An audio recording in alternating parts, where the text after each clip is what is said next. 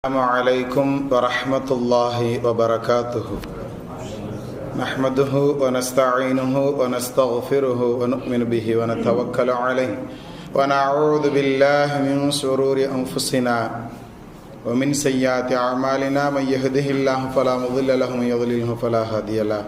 ونشهد أن لا إله إلا الله وحده لا شريك له. ونشهد أن سيدنا مولانا محمدا عبده ورسوله. قال الله تعالى في القرآن العظيم والفرقان المجيد: أعوذ بالله من الشيطان الرجيم بفضل بسم الله الرحمن الرحيم. وما ينطق عن الهوى إن هو إلا وحي يوحى. صدق الله المولانا العلي العظيم. قال نبينا صلى الله عليه وسلم: إن من البيان لسحرا، أو كما قال عليه الصلاة والسلام وتسليم. صدق النبي صلى الله عليه وسلم. رب اشرح لي صدري ويسر لي أمري واحلل عقدة من لساني يفقهوا قولي. سبحانك لا علم لنا إلا ما علمتنا إنك أنت العليم الحكيم.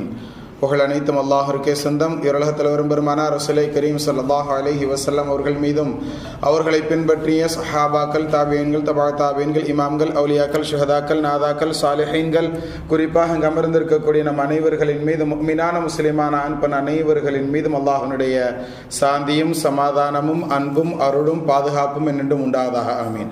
அல்லாஹ் தஆலா நோயற்றவர்களாக நம் அனைவர்களையும் கபூல் செய்வானாக. அவனை நினைத்து வாழக்கூடிய நல்ல முஃமின்களாக நம் அனைவர்கள் அல்லாஹ் பொருந்திக் கொள்வானாக. ஆஸ்பத்திரிகளினுடைய செலவுகள் சிரமங்களை விட்டு அல்லாஹ் தஆலா காத்தருள் புரிவானாக. நாம் வாழும் காலமெல்லாம் நம்மளுடைய தேவைகளை நாமே நிறைவேற்றிக் கொள்ளும்படியான முழு ஆஃபியத்தை மௌத் வரைக்கும் அல்லாஹ் நசீபாக்கி தருவானாக. கடைசி வேளையில் கலிமாவை அல்லாஹ் நசீபாக்கி தருவானாக. லா இலாஹ இல்லல்லாஹ் முஹம்மது ரசூலுல்லாஹ் என்ற கலிமாவோடு அவனை சந்திக்கக்கூடிய பாக்கியம் பெற்ற நல்ல முஃமின்களாக நம் அனைவர்களையும் அல்லாஹ் கபூல் செய்வானாக. நல்ல மனைவி மக்களை நசீபாக்கி தருவானாக. பிஹக்கி சய்யிதினா வ ஆலி சய்யிதினா முஹம்மதின் ஸல்லல்லாஹு அலைஹி வஸல்லம். 1446வது ஹிஜ்ரி ஆண்டு 3வது மாதமான ரபியுல் அவ்வல் மாதம் பிறை 15. இந்த ஜும்மாவில் நாம் அமர்ந்திருக்கிறோம். அல்லாஹ் தஆலா இந்த ஜும்மாவினுடைய அனைத்து நலன்களையும் அடைந்து கொண்ட நல்லவர்களாகவும் நம் அனைவர்களையும் அல்லாஹ் பொருந்திக் கொள்வானாக. ஆமீன். கண்ணியத்திற்குரியவர்களே, நாம் தலைப்பில் வாசித்து காட்டிய வசனம், அல்லாஹ் தஆலா அந்த ஆயத்தில் 2 வசனங்கள், அது சிறு சிறு வசனங்கள். அந்த 2 வசனங்களில் அல்லாஹ் தஆலா அருமையான ஒரு செய்தியை சொல்லி தருவான். வமா யன்திகு அனில் ஹவா. நபி ஸல்லல்லாஹு அலைஹி வஸல்லம் அவர்கள் எதையுமே தன்னுடைய இஷ்டப்படி பேசுறது இல்லை அப்படிங்கிறத அல்லாஹ் தஆலாவே சர்டிஃபிகேட் கொடுக்குறான். நம்ம பேசணும்னு விட்டுட்டா என்னனாலும் என்ன செய்வோம், பேசிக்கொண்டே இருப்போம். ஒரு ஹதீஸில் நபி ஸல்லல்லாஹு அலைஹி வஸல்லம் இப்படி சொல்வார்கள்: அடுத்தவர்கள் நம்மளுடைய பேச்சை ரசிக்கணுங்கிறதுக்காக வேண்டி ஒரு பேச்சை அமைச்சுக்கிறார் அப்படின்னு சொல்லி அவருக்கு உண்டான தண்டனை இன்னது அப்படிங்கிறத சொல்றாங்க. அதே மாதிரி இன்னொரு ஹதீஸில் சொல்லும்போது இப்படி சொல்லி தருவார்கள்: அடுத்தவர்கள் நம்ம பேச்சை ரசிக்கிறாங்க அப்படிங்கிறதுக்காக வேண்டி இடையில 2-3 வார்த்தைகளை செருகி பொய்களையோ அல்லது இல்லாததையோ சேர்த்து சொல்வது அப்படிங்கிறது இருக்குது. இந்த மாதிரி யாராவது செய்யாமல் இருந்தால் அவருக்கு சொர்க்கத்தினுடைய விண்டோ பகுதிக்கு நான் பொறுப்பேற்றுக்கிறேன்னு நபி ஸல்லல்லாஹு அலைஹி வஸல்லம் சொல்லுவாங்க. எப்படி பஸ்ஸில் ஏறி உட்கார்ந்தோன்னு சொன்னால் விண்டோ சீட்டு வேணும்னு எதிர்பார்ப்போம் இல்லையா? ஏரோப்ளைனில் போனால் கூட விண்டோ சீட்டு கிடைக்கணும்னு நிறைய பேர் எதிர்பார்ப்போம். அது மாதிரி நபி ஸல்லல்லாஹு அலைஹி வஸல்லம் சொல்கிறாங்க, ஜன்னத்து அப்படிங்கக்கூடிய இந்த சுவனம் இருக்கிறது, அந்த சுவனத்தில் சிலர்கள் அவர்களுக்கு அந்த விண்டோ பகுதியை நான் வாங்கி தர்றதுக்கு பொறுப்பேற்றுக்கிறேன். யாருக்கு அப்படின்னு சொன்னால், தன்னுடைய பேச்சுக்களில் மக்கள் விரும்புகிறாங்கங்கிறதுக்காக வேண்டி பொய்களை செருகாமல் எவர்கள் பேசுவார்களோ அவர்களுக்குன்னு சொல்லி நபி ஸல்லல்லாஹு அலைஹி வஸல்லம் சொல்லுவாங்க. ஹைர், அல்ஹம்துலில்லாஹ். அது மாதிரி நபி ஸல்லல்லாஹு அலைஹி வஸல்லம் பேசுறது எதுனாலுமே அவங்க சுய இஷ்ட பிரகாரம் எதையும் பேசுறதே இல்லை அப்படின்னு அல்லாஹ்வே சொல்லி தருகிறான், சர்டிஃபிகேட் தருகிறான். அப்போ அவங்க பேசுறது எதை பேசுறாங்க? இன்ஹுவ இல்லா வஹ்யு யூஹா. அவர்களுக்கு நாம் சொல்லி கொடுக்கக்கூடிய வஹீங்கிறத மூலமாகத்தான் அவங்க பேசுறாங்க அப்படிங்கிற செய்தியை நமக்கு அந்த ஆயத்தின் வழியாக அல்லாஹ் தஆலா நமக்கு சொல்லி தருவான். கண்ணியத்திற்குரியவர்களே, அதனுடைய பிரதிபலனாக நாம் பார்த்தோம்னு சொன்னால், நபி ஸல்லல்லாஹு அலைஹி வஸல்லம் அவர்களுடைய வாழ்க்கையில் நிறைய இடங்கள்ல, ஏன் எல்லாமே நபியினுடைய பேச்சுக்கள் எப்படி அமைந்திருந்ததுன்னு சொன்னால், அது இறைவனுடைய கட்டளையை போன்று அமைந்திருந்தது. அதே சமயத்தில் தோலை தட்டி கொடுத்து சொல்கிற மாதிரி இருந்துச்சு. நபி ஸல்லல்லாஹு அலைஹி வஸல்லம் இப்படி சொல்லுவாங்க: பிள்ளைகளை கண்டிக்கணும் அப்படின்னு சொன்னால், அந்த பிள்ளைகளை எப்படி கண்டிக்கணும் அப்படிங்கிறத சொல்லும் போது, மல்லம் யர்ஹம் சகீரனா, நம்மில் சிறியவர்களை இரக்கத்தோட கருணையோட அன்போட தட்டி கொடுத்து பேசணும் அப்படிங்கிறத நபி ஸல்லல்லாஹு அலைஹி வஸல்லம் என்ன செய்வாங்க, அங்கே சொல்லி தருவாங்க. எப்படி பேசணுமா, அவர்களுக்கு புரிகிற மாதிரி ஒரு விஷயத்த அவங்களுடைய அந்தஸ்துக்கு இறங்கி பேசணும். நபி ஸல்லல்லாஹு அலைஹி வஸல்லம் இன்னொரு ஹதீஸ்ல ரொம்ப தெளிவாக சொல்லுவாங்க, அன்சிலுன் நாஸ மனாசிலஹும், மன்சிலு நீங்கள் இறங்கிருங்க. எந்த அளவுக்கு இறங்கணும்னு சொன்னா மனாசிலஹும், அந்த மக்களுடைய அந்தஸ்து என்ன. ஒரு குழந்தைக்கு பாடம் நடத்துறோம்னு சொன்னா அந்த குழந்தைக்கு பாடம் நடத்துற மாதிரி இறங்கி அவங்களுக்கு என்ன செய்யணும், புரியுற மாதிரி சொல்லி கொடுக்கணும். ஒரு பெரியவர்களுக்கு உண்டான சூழலில் நம்மளுடைய அமைப்புகள் இருக்கு அப்படின்னு சொன்னா அப்ப அந்த நேரத்தில் அவங்களுக்கு புரிகிற மாதிரி உண்டான சூழல்கள் அவங்களுக்கு நாம சொல்லி கொடுக்கிறது. நபி ஸல்லல்லாஹு அலைஹி வஸல்லம் நிறைய இடங்கள்ல அந்தந்த அதாவது சூழல்களுக்கு தகுந்தாற் போல் அந்தந்த இடங்களில் இருக்கக்கூடியவர்களுக்கு தகுந்தாற் போல் விளக்கங்கள் என்ன செஞ்சிருக்கிறாங்க, அமைத்திருக்கிறாங்கிறத நாம சென்ற வாரங்களே நாம பார்த்திருக்கிறோம். கண்ணியத்திற்குரியவர்களே, ஹைர் அல்ஹம்துலில்லாஹ். அப்ப நபி ஸல்லல்லாஹு அலைஹி வஸல்லம் அவர்களுடைய பேச்சுக்கள், அவர்களுடைய சொல் எல்லாமே எப்படி இருந்திருக்கு அப்படின்னு சொன்னா அரவணைத்து சொல்லுவார்கள். யாருக்கு எந்த நேரத்தில் எது தேவையோ அதை கரெக்டா சொல்லுவாங்க. அது மட்டுமல்ல, நபி அவர்களுடைய சொல்ல சஹாபாக்கள் எப்படி ஏத்து நடந்தாங்க அப்படிங்கிறதையும் இன்றைய தினத்தில் நாம இன்ஷா அல்லாஹ் பார்க்கலாமா? அப்ப சொன்ன அதே ஹதீஸுகள் தான் இப்போ வரைக்கும் இருக்குது. நபி ஸல்லல்லாஹு அலைஹி வஸல்லம் தன்னுடைய தோழர்களுக்கு எப்படி சொன்னார்களோ அதே விதமாகத்தான் இப்பொழுதும் இருக்கிறது. ஏதாவது இடையில மாற்றம் செய்யப்பட்டிருக்குதா? கிடையாது. ஏன்னா அல்லாஹ் தஆலா குர்ஆனை எப்படி நாம பாதுகாப்போம்னு சொன்னானோ, குர்ஆன் எப்படி நபி ஸல்லல்லாஹு அலைஹி வஸல்லம் அவர்களுடைய வாயிலிருந்து நம்மளுக்கு கிடைக்க பெற்றதோ அதுபோன்றுதான் ஹதீஸுகள் என்று சொல்லப்படக்கூடியதும் நபி ஸல்லல்லாஹு அலைஹி வஸல்லம் அவர்களுடைய வாயிலிருந்து நம்மளுக்கு பெற கிடைத்திருக்கிறது. கண்ணியத்திற்குரியவர்களே, அதையும் அல்லாஹ் தஆலா காலம் முழுக்க நமக்கு பாதுகாத்து தருவான் என்பதில் எந்த விதமான சந்தேகமும் இல்லை. ஏன்னா அது அல்லாஹ்வுடைய வஹியை கொண்டுதான் அவர் பேசுகிறார்னு அல்லாஹ்வே சொன்னதுனால அதுவும் நமக்கு என்ன கியாமத் நாள் வரைக்கும் பாதுகாக்கப்பட்டதாகவே இருக்குங்கிறத நாம விளங்கிக்கிடணும். ஹைர். இப்போ நபி ஸல்லல்லாஹு அலைஹி வஸல்லம் அவங்க அந்த பேச்சை பற்றி சொல்லும் போது இன்ன மினல் பயானி லசிஹரான்னு சொல்லுவாங்க. பேச்சு அப்படிங்கிறது இருக்குது, இந்த பேச்சில் என்ன இருக்குன்னு சொன்னால் ஒரு வசீகரம் இருக்கிறது அப்படின்னு சொல்கிறாங்க. பேச்சு என்பதில் ஒரு வசீகரம் இருக்கிறது. இன்னைக்கு நிறைய பேர் நம்ம பார்க்குறோம், லேசா குழைந்து பேசினால் அப்படியே விழுந்துருவோம். அப்படித்தானே? அல்லாஹ் தஆலா சொல்றான், பெண்களை பார்த்து சொல்லும் பொழுது நீங்க என்ன செய்ய, குழைந்து பேசாதீர்கள்னு சொல்றான்.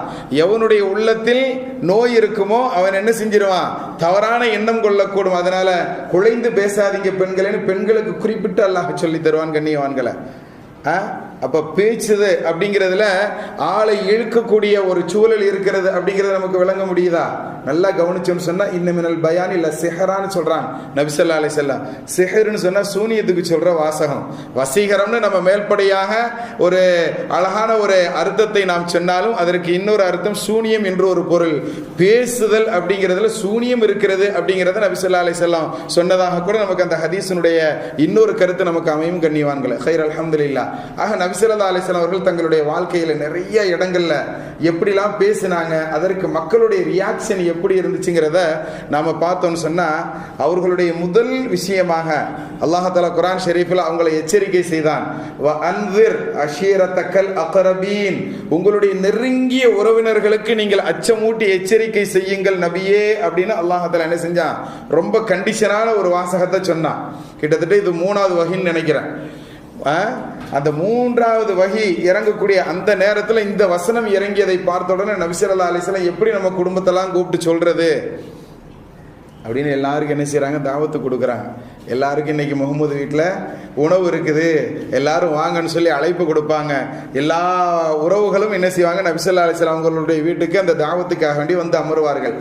எல்லாரும் சாப்பிட்டுட்டு உண்டு கழித்து இருக்கக்கூடிய நேரத்தில் அந்த சஃபாவுனுடைய குன்றில் நல்லா இப்போ கூட போனோன்னா தெரியும், சஃபாவுக்கும் நபி ஸல்லல்லாஹு அலைஹி வஸல்லம் அவர்கள் பிறந்த வாழ்ந்த வீட்டுக்கும் ரொம்ப தூரம்லாம் கிடையாது, வாக்கபிள் டிஸ்டர்பன்ஸ் தான்.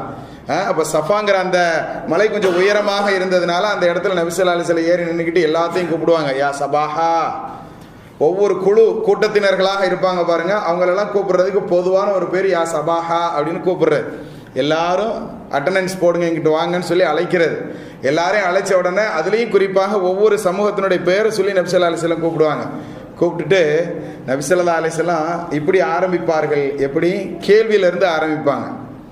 கொஞ்சம் மக்களுக்கு மத்தியில் லேசா சோர்வு இருக்குது அல்லது தூக்கம் வர்ற மாதிரி இருக்குது அப்படின்னு சொன்னால் ஏதாவது ஒரு கேள்வி கேட்டோன்னா என்ன ஆயிரும், தூக்கம் ஓடி போயிரும் இல்லையா? அஜர்த்தி ஏதோ கேட்காரான், நம்மளை பார்த்து கேட்காரான்னு சொல்லி தூங்கிக்கிட்டு இருக்கிற ஆள் கூட என்ன ஆயிரும்னு சொன்னால் அடுத்து தூங்கக்கூடாது, இவர் ஏதாவது கேட்டுருவார் நம்மளை பார்த்துன்னு சொல்லி தோணும்.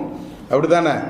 இன்னைக்கு தூங்கினா கூட பரவாயில்லைன்னு தோணுது. நிறைய பேர் ஃபோனை நோண்டிக்கிட்டே உட்காந்து அஜர்த்த வாட்டு பேசிகிட்டு இருக்காரு, நம்ம வாட்டுக்கு நம்ம வேலையை பார்ப்போம், நம்ம வியாபாரத்தை பார்ப்போம்னு சொல்லிட்டு என்ன செஞ்சுட்டு இருக்கான், போன ஹுத்துபால உட்காந்துக்கிட்டு இருக்கும்போது மெசேஜ் பார்த்துட்டு இருக்காங்க. சுபஹானல்லாஹ். அல்லாஹ் தஆலா உண்மை விளங்குறதுக்கு உண்டான தௌஃபீக்கை தரணும். அதாவது வாரத்தில் ஒரு நாள் இந்த 20 நிமிஷம் பயானுக்காக வேண்டி நாம் வர்றோம். அதுலேயும் குறிப்பாக அந்த ஹுத்துபானுடைய ஒரு 5 நிமிஷம் இதுலையாவது நாம் இறை சிந்தனையோடு நாம் அமரக்கூடிய பாக்கியத்தை அல்லாஹ் தஆலா நம் அனைவர்களுக்கும் நசீபாக்குவானா. இப்போ நபி ஸல்லல்லாஹு அலைஹி வஸல்லம் கேள்வி கேட்குறாங்க. எடுத்த உடனே இந்த இடத்துல நான் நின்று சொல்கிறேன், நான் நிற்கிற இந்த குன்று, இந்த மலைக்கு பின்னாடி உங்களை தாக்குறதுக்கு ஒரு குதிரைப்படையோட ஒரு கூட்டம் ரெடியாக இருக்குன்னு சொன்னால் நம்புவீங்களா அப்படின்னு கேட்குறான். நீர் சொன்னால் உண்மையாகத்தான் இருக்கு, நாங்கள் ஏற்றுக்கொள்கிறோம், ஏன்னா நீர் இதுவரைக்கும் பொய் பேசுனதே கிடையாதுன்னு அவங்க வாயிலிருந்தே என்ன செய்கிறாங்க, நபி ஸல்லல்லாஹு அலைஹி வஸல்லம் உண்மையை வாங்குறான். அப்படி சொன்னதுக்கப்புறம் நான் என்ன சொன்னாலும் நம்புவது தானே? ஆமாம் நம்புவேன்னு சொன்னதுக்கு அப்புறம் நபி ஸல்லல்லாஹு அலைஹி வஸல்லம் சொல்கிறாங்க, மௌத்திற்கு பின்னால் ஒரு வாழ்க்கை இருக்கிறது அப்படிங்கிற விஷயத்தை நபி ஸல்லல்லாஹு அலைஹி வஸல்லம் எடுத்து சொல்கிறான். வணக்கத்திற்கு தகுதியான ரப்பு ஒருத்த மட்டும்தான் அப்படின்னு சொல்லிட்டு அடுத்து நபி ஸல்லல்லாஹு அலைஹி வஸல்லம் சொல்றாங்க, மௌத்துக்கு பின்னால் ஒரு வாழ்க்கை இருக்குங்கிறத நம்பு. எப்படி இந்த மலைக்கு பின்னாடி ஒரு கூட்டம் இருந்து தாக்குறதுக்கு ரெடியா இருக்குன்னு சொன்னா நம்புறேன்னு சொன்னேல, நான் சொல்றேன் மௌத்துக்கு பின்னாடி ஒரு வாழ்க்கை இருக்கு நம்பு அப்படின்னு சொல்றாங்க. ஆரம்ப காலத்தில் ஏன் இப்போ கூட நம்மள ஈமானுடைய ஒரு பகுதியாக நாம் சொல்லக்கூடிய விஷயம், மௌத்திற்கு பின்னால் நாம் திரும்ப எழுப்பப்படுவோம், கேள்வி கணக்குகள் கேட்கப்படுவோம் அப்படிங்கக்கூடியத அந்த விஷயத்தை நம்பினா தான் நாம் முஃமின் அப்படிங்கிறத விளங்கிக் கொள்ளணும் கண்ணியத்திற்குரியவர்களை. ஆனால் அந்த காலத்தில் அதெல்லாம் ஓப்பா மௌத்துக்கு பின்னாடியாவது அது புல்லு முளைச்சிருன்னு சொல்லுவோம் இல்லையா, அந்த மாதிரி உண்டான சூழலாம் நீ என்ன சொல்லிக்கிட்டு இருக்கங்கிற மாதிரி நபி ஸல்லல்லாஹு அலைஹி வஸல்லம் அவர்களை ஏளனமாக பார்த்தார்கள். இன்னும் சிலர்கள் அவர் கரெக்டான ஆள் தான், அபூஜஹல் போன்ற ஆட்கள்லாம் காபத்துல சுற்றிட்டு இருக்கும்போது இப்படி பேசிக்கிடுவாங்களாம். அவர்களுடைய நண்பர்களோட சுத்தும் போது அவர் சொல்கிற விஷயம்லாம் எல்லாம் உண்மைதான், நானும் அவரும் சின்ன வயசுலேருந்தே ஒன்றா நண்பர்கள் தான், அவர் சரியானதை தான் சொல்லுவார். இருந்தாலும் அவர் பின்னாடி அபூஜஹல் போயிட்டான், அபுல் ஹைக்கம் போயிட்டான்னு சொல்லி நம்ம ஊர் பொம்பளைங்கள்லாம் பேசிடுவாங்களே அப்படின்னு எனக்கு ஒரு அச்சமாக இருக்குது. அதனால் நான் அவரை ஏற்றுக்கிட மாட்டேன்னு சொன்னால்தான் அபூஜஹல் அப்படிங்கிறத விளங்கிக்கிடணும் கண்ணியத்திற்குரியவர்களை. ஸோ எதிரியாகவே இருந்தாலும் நபி ஸல்லல்லாஹு அலைஹி வஸல்லம் அவர்கள் சொல்வது உண்மைதான் என்பதை விளங்கி இருந்தார்கள். அதில் எந்த விதமான மாற்று கருத்தும் மக்காவாசிகளுக்கு நல்ல, உலக முஸ்லிம்கள் அல்ல, உலகத்தில் உண்டான அனைத்து மக்களுக்கும் ஏகோபித்த கருத்து தான் இப்போ வரைக்கும் கண்ணியத்திற்குரியவர்களை. அப்போ நபி ஸல்லல்லாஹு அலைஹி வஸல்லம் அவர்களுடைய அந்த பேச்சுக்கள்லாம் அந்த அந்த அமைப்பில் கேள்விகளை கேட்டு மக்களுடைய வாயிலிருந்து உண்மை நீங்கள் சொன்னால் நாங்கள் நம்புவோம் ஏற்றுக்கிடுவோம்னு அவங்களுடைய வாயிலிருந்து வர வச்சு என்ன செய்கிறாங்க, நபி ஸல்லல்லாஹு அலைஹி வஸல்லம் பதில சொன்னாங்க. இதே மாதிரி ஃபதஹ் மக்காவுடைய நேரம் எடுத்துக்கிடலாம். ஃபதஹ் மக்கா அப்படின்னு சொன்னால் நபி ஸல்லல்லாஹு அலைஹி வஸல்லம் மக்காலேருந்து விரட்டுனாங்க, மதீனாவுக்கு போனாங்க. நபி ஸல்லல்லாஹு அலைஹி வஸல்லம் திரும்ப மதீனாவிலிருந்து என்ன செய்வாங்க, மக்காவை தன்னுடைய தான் பிறந்த ஊரை வெற்றி கொள்வதற்காக வேண்டி படையோட நபி ஸல்லல்லாஹு அலைஹி வஸல்லம் வருவாங்க. மக்காங்கிற ஊருக்கு யாரும் படையெடுத்து போறதுக்கு அனுமதியே கிடையாது. அது எந்த நபிமார்களுக்கும் கொடுக்கப்படலை. நமது நாயகம் ஸல்லல்லாஹு அலைஹி வஸல்லம் அவர்களுக்கு மட்டும் அன்றைய தினத்தில் அந்த சில மணி பொழுது மட்டும் அல்லாஹ் அனுமதி கொடுத்தான். ஏன்னு சொன்னா அந்த மக்காவை தங்களுடைய கட்டுப்பாட்டுக்கு கீழே, இஸ்லாமிய சாம்ராஜ்யத்துக்கு கீழே கொண்டு வரணுங்கிறக்காண்டி இறைவனுடைய உத்தரவின் பேர்ல நபி ஸல்லல்லாஹு அலைஹி வஸல்லம் என்ன செய்யறாங்க, போறாங்க. எங்க போறாங்க, அந்த கஅபத்துல்லாவை வெற்றி கொள்வதற்காக வேண்டி போறாங்க. அப்படி போகும்போது அந்த ஊர்ல இருந்த குறுகிய மக்கள், கொஞ்சம் மக்கள் தான் இருந்தாங்க. அந்த மக்கள்கிட்ட நபி ஸல்லல்லாஹு அலைஹி வஸல்லம் என்ன செய்யறாங்க, அங்கேயும் கேள்வியோட தான் ஆரம்பிக்கிறாங்க. நபி ஸல்லல்லாஹு அலைஹி வஸல்லம் அங்கே என்ன செய்யறாங்க, கேள்வியோடு தான் ஆரம்பிக்கிறார்கள். நான் எப்படி நடந்துக்கிடணும்னு நீங்க எதிர்பார்க்கிறீங்கன்னு கேட்டான். என்ன கேட்டாங்க, நான் எப்படி நடந்து கொள்ள வேண்டும் அப்படின்னு சொல்லி நீங்க என்ன எதிர்பார்க்கறீங்க என்கிட்ட இருந்து அப்படிங்கிறத கேட்ட உடனே, எங்கள்கிட்ட ரொம்ப கருணையோடு நடக்கணும் நாங்கெல்லாம் எதிர்பார்க்கிறோம். சில மக்கால இருந்த அந்த முஷ்ரிக்குகள், எதிரிகளாக இருந்தவர்கள் சொன்ன வார்த்தை, எங்களோடு நீங்கள் கருணையாக நடக்கணுங்கிறத நாங்க விரும்புறோம்னு சொன்னாங்க. நபி ஸல்லல்லாஹு அலைஹி வஸல்லம் சொன்னாங்க, லா தஸ்ரீப அலைக்குமுல் யௌம் யக்ஃபிருல்லாஹு லக்கும். இன்றைய தினத்தில் உங்களின் மீது கண்டிஷன் அப்படிங்கிறது எதுவுமே இல்லை, உங்க எல்லாரையும் அல்லாஹ் தஆலா மன்னிப்பானாக அப்படின்னு சொல்லி யூசுப் அலைஹிஸ்ஸலாம் சொன்ன விஷயத்தை நான் சொல்றேன் அப்படின்னு சொல்லிட்டு நபி ஸல்லல்லாஹு அலைஹி வஸல்லம் சொன்னாங்க, லா தஸ்ரீப அலைக்குமுல் யௌம். இன்றைய தினத்தில் உங்களின் மீது எந்த விதமான கெடுபிடியும் கிடையாது, உங்களை அல்லாஹ் மன்னிப்பானாக அப்படின்னு சொன்ன உடனே இந்த ஹதீஸை சொல்லிக்கிட்டு இருக்கக்கூடிய அபூ ஹுரைரா ரலியல்லாஹு தஆலா அன்ஹு அவர்கள் நமக்கு சொல்லி தர்றாங்க. இந்த வார்த்தையை கேட்ட உடனே அந்த, அதாவது புற்றீசல் அப்படின்னு சொல்லுவோம் பாத்தீங்களா, புற்றுக்குள்ள இருந்து ஈசல்களுக்கு உயிர் வந்துருச்சு அப்படின்னு சொன்னா, ரெக்கை முளைத்து விட்டது அப்படின்னு சொன்னா அது எப்படி எப்படி பறந்து வெளிச்சத்தை நோக்கி ஓடி வருமோ அது மாதிரி நபி ஸல்லல்லாஹு அலைஹி வஸல்லம் அவர்களை பார்த்து கபறுகள்ல இருந்து எழுந்து வந்து நபியிடத்துல கூட்டம் கூட்டமாக வந்து அந்த ஈசல்கள் வருவதை போன்று என்ன செஞ்சாங்க, மக்கள் எல்லாம் அந்த மக்கானுடைய நகரத்துல நபி ஸல்லல்லாஹு அலைஹி வஸல்லம் கரங்களை பற்றி தீனுல் இஸ்லாத்தை ஏற்றுக்கொண்டார்கள் அப்படிங்கிறத நமக்கு வரலாற்று ஆசிரியர்கள் எழுதுகிறாங்க. கண்ணியத்திற்குரியவர்கள், எதுக்கு சொல்றேன்னா, நபியவர்களுடைய அந்த வாசகம் எப்படி அரவணைக்கிறாங்க பாருங்க. அதாவது உள்ள வரும்போதே சொல்லுவாங்க, காபத்துல்லாவில் யார் யாரெல்லாம் தஞ்சம் அடைந்து கொண்டார்களோ அவங்களுக்கெல்லாம் நான் என்ன செய்ய மாட்டேன், எந்த தண்டனையும் கொடுக்க மாட்டேன் அப்படின்னு சொல்லிடுவாங்க. காபத்துல்லால போய் நிறைய பேர் என்ன செஞ்சிருவாங்க, தஞ்சம் அடைந்து கொள்வார்கள். முக்கியமான தலைவர்கள் காபத்துல்லாக்கு ஈக்குவலா நபி ஸல்லல்லாஹு அலைஹி வஸல்லம் சொல்லுவாங்க, இன்ன தலைவருடைய வீட்டுக்குள்ள போய் யாராவது தஞ்சம் அடைந்து கொண்டால் அவர்களையும் நம்ம என்ன செய்ய மாட்டோம், கண்டிக்க மாட்டோம் அப்படின்னு சொல்லுவாங்க. அவங்க மேலே எந்த விதமான தண்டனையும் கிடையாதுன்னு இப்படி ஒன்னொன்னா சொல்லிட்டு வரும்போது தான் மக்கள்லாம் என்ன செய்வாங்க, எங்கள்கிட்ட இன்னும் கருணையாக நடக்கிறத நாங்கள் எதிர்பார்க்கிறோம்னு சொன்ன உடனே எல்லாத்தையும் நான் மன்னிச்சிட்டேன் போ அப்படின்னு யூசுப் அலைஹிஸ்ஸலாம் எப்படி தன்னை அந்த கிணத்துக்குள்ள தூக்கி போட்ட சகோதரர்களை மன்னித்ததாக எப்படி அந்த வாசகத்தை சொன்னாங்களோ குர்ஆன் ஷெரீஃபில், அந்த வாசகத்தை எடுத்து நபி ஸல்லல்லாஹு அலைஹி வஸல்லம் சொன்னாங்க. இப்படி சொன்ன உடனேயே அந்த இடத்துல மக்கள் எல்லாம் ஈசல்களை போன்று வந்து நபி ஸல்லல்லாஹு அலைஹி வஸல்லம் அவர்களுடைய கரங்களை பற்றி தீனுல் இஸ்லாம் ஏற்றுக்கொண்டார்கள் அப்படிங்கிற அந்த நிகழ்வு நமக்கு வரலாற்று ஆசிரியர்கள் பதிய வைக்கிறாங்க கனவான்களை. அப்ப நபி அவர்களுடைய ஒரு சில வார்த்தைகள் தான். நபி அவர்கள் நிறைய இடத்துல சொல்லுவாங்க, நாக்கை யார் பாதுகாத்துக்கிட்டாங்களோ, நாவை எவர் பாதுகாத்து கொண்டாரோ அவருக்கு சோனத்துக்கு நான் பொறுப்பேற்றுக்கிறேன், தேவையில்லாத விஷயத்தை பேசாம இருக்கணுங்கிறத நபி ஸல்லல்லாஹு அலைஹி வஸல்லம் சொல்றாங்க. மன் சமத்த நஜா, யார் மௌனத்தை கடைபிடிக்கிறாரோ அவர் வெற்றி பெற்று விட்டார். பெரும்பகுதி அதிகமாக மௌனத்தையே தன்னுடைய தோழர்களுக்கு என்ன செஞ்சிருக்கிறாங்க, நபி ஸல்லல்லாஹு அலைஹி வஸல்லம் உபதேசமா செஞ்சிருக்கிறாங்க. ஆனா அப்படிப்பட்ட நபி ஸல்லல்லாஹு அலைஹி வஸல்லம் ஒரு சில வார்த்தைகள் பேசினாலும் நறுக்குன்னு பேசுறாங்கன்னு சொல்லுவோம் பாருங்க, அது மாதிரி நபி ஸல்லல்லாஹு அலைஹி வஸல்லம் ஊதீது ஜவாமி அல் கலீம், நான் கருத்து செறிவுள்ள வார்த்தைகள் கொடுக்கப்பட்டிருக்கிறேன் அப்படின்னு சொல்லுவாங்க. கருத்து செறிவுள்ளனா சின்ன விஷயம் தான் சொல்லுவாங்க, லேசா ஒரு கோடு தான் போடுவாங்க, அதுல அவ்வளவு 1000 அர்த்தங்கள் உள்ளடங்கி இருக்கும். அப்படிப்பட்ட கருத்து செறிவுள்ள வார்த்தைகள் நான் கொடுக்கப்பட்டிருக்கிறேன், அது போன்று பேசும் பாக்கியம் எனக்கு கொடுக்கப்பட்டிருக்கிறது அப்படின்னு நபி ஸல்லல்லாஹு அலைஹி வஸல்லம் சொல்லியிருக்கிறாங்க. அதனாலதான் லேசா கம்மியா பேசினாலும் நபி ஸல்லல்லாஹு அலைஹி வஸல்லம் அவர்களுடைய வார்த்தைகள் இன்றும் நமக்கு எல்லா காலத்திற்கும் வழிகாட்டக்கூடியதாக அமைந்திருக்கிறது கண்ணியவான்களே.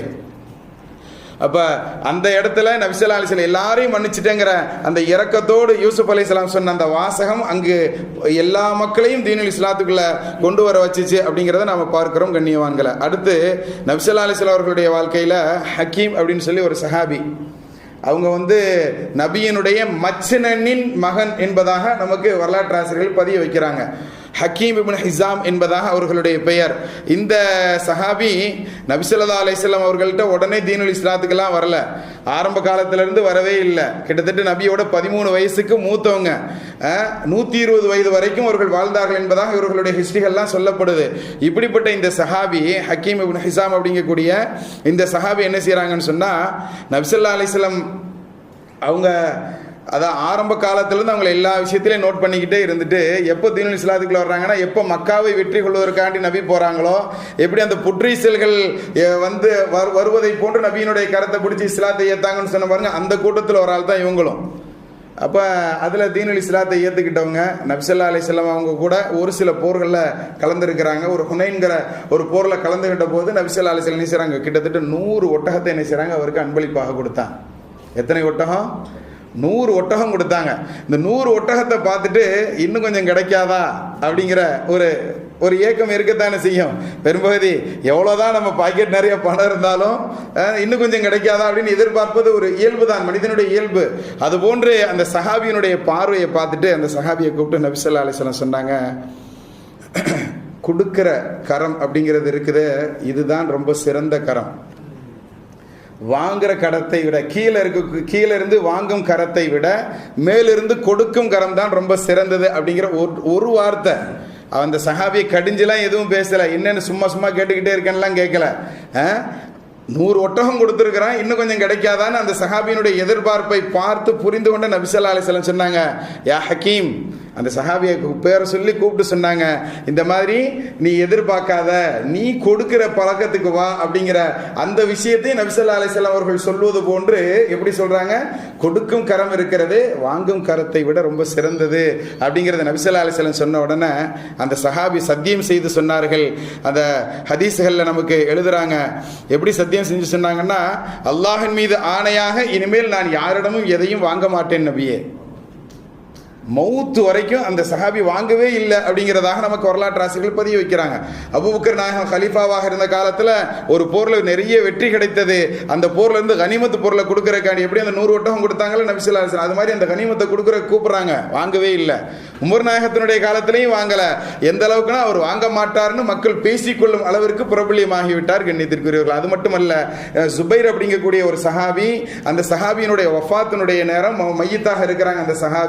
அந்த சஹாபியினுடைய மகன்கிட்ட வந்து அப்துல்லாட்ட கேட்குறாங்க, என்னுடைய சகோதரன் எவ்வளவு கடனோடு மௌத்தா இருக்கிறான்னு கேட்குறாங்க. கிட்டத்தட்ட ஒரு 1,00,000 தங்க காசுகளோட கடனை வச்சுட்டு மௌத்தாகிட்டார்னு, பாதி தங்க காசுக்கு நான் பொறுப்பேற்றுக்கிறேன்னு சொல்லி 50,000 தங்க காசுகளை தன்னுடைய சொந்த ஃபண்டிலிருந்து எடுத்து கொடுத்து அவருடைய கடனை நீக்கியதாக வரலாறு சொல்லும். ஒரே ஒரு வார்த்தை அவரை எப்படி புடம் போட்ட தங்கமாக மாற்றியது.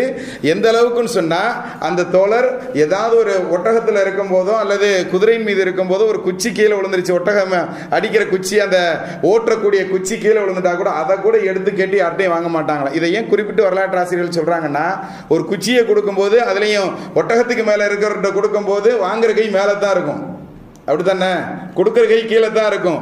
அந்த மாதிரி நிலையில் கூட நபி அவர்களுக்கு சொல்லி கொடுத்த அந்த சத்தியத்தை அவர்கள் மீறல.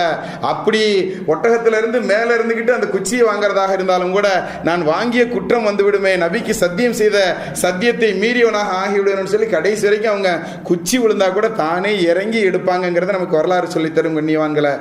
அதாவது மனிதர்களுடைய இயல்பான தன்மைகள் எவ்வளவோ இருக்கத்தான் செய்யும். அதை அரவணைத்து அவர்களை கொண்டு போகக்கூடிய முறை, நாம் பயன்படுத்தக்கூடிய வார்த்தைகள் அவர்களை திருத்தக்கூடியது, அவர்களை காலத்திற்கும் நல்லவர்களாக ஆக்கக்கூடியது என்பதை இது போன்ற உதாரணங்கள் சொல்லித்தரும்.